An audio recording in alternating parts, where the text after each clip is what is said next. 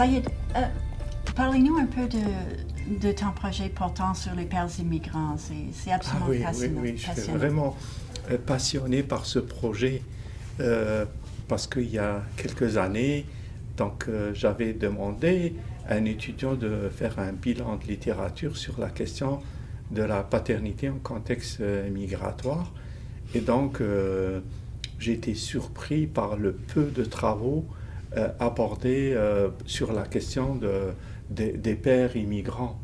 Et en ce temps-là, je donnais des formations où je m'intéressais d'une manière générale à l'intervention interculturelle.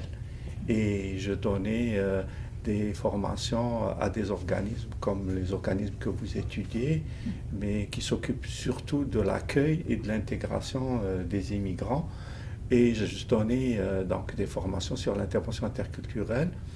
Et dans le contact que j'avais, les échanges, ils me parlaient de leur manque de connaissances sur les pères immigrants, sur les hommes immigrants, comment ils peuvent intervenir, quelles sont les compétences qu'ils doivent avoir, et aussi les outils. Il leur manquait des outils pratiques pour intervenir auprès des pères immigrants. De là, bien sûr, ça rejoint mon passé, mon vécu. Je suis papa de 2 filles. Je les ai élevées dans un contexte migratoire quand je suis arrivé là. Maintenant, elles sont grandes, âgées et tout ça. Mais j'ai vécu toutes les difficultés que vivent les pères immigrants. Et donc, je me suis lancé dans des projets de recherche. J'ai eu des projets CRSH où je suis allé sur le terrain pour questionner des pères immigrants.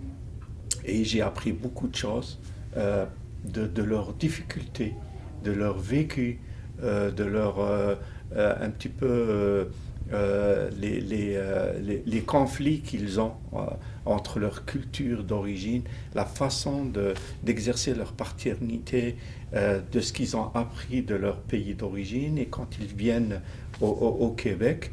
Donc, ça m'a amené à développer aussi dans un autre projet un programme qui serait implanté dans des services pour des pères immigrants.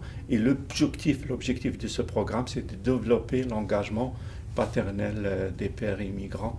En plus, on fait un bon travail avec le RVP.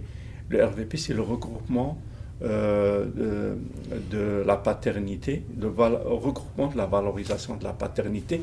C'est un organisme qui se trouve à Montréal, qui s'occupe des papas d'une manière générale, mais il a été contacté par le MIFI parce qu'à un moment donné, le MIFI a pris conscience de l'importance de développer des formations, des outils pour les intervenants.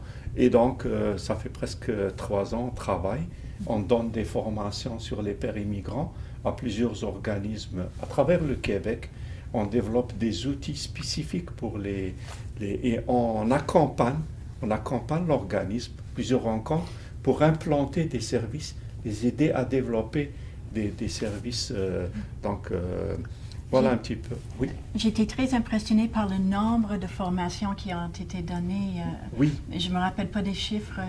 Oui, on a quand même presque à peu près 65 formations et 55 formations où on a accompagné des organismes. Et donc, on est une équipe au RVP, donc composée de plusieurs intervenants.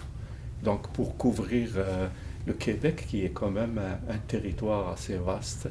Et moi, parce qu'ils ne pouvaient pas venir jusqu'en Abitibi, j'ai donc pris le mandat d'assurer les formations et les suivis en Abitibi.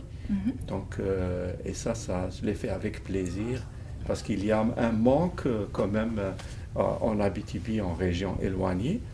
Et donc, moi, je me suis occupé de la région de l'Abitibi. Mais on est une équipe derrière ce projet. Oui, c'est très intéressant.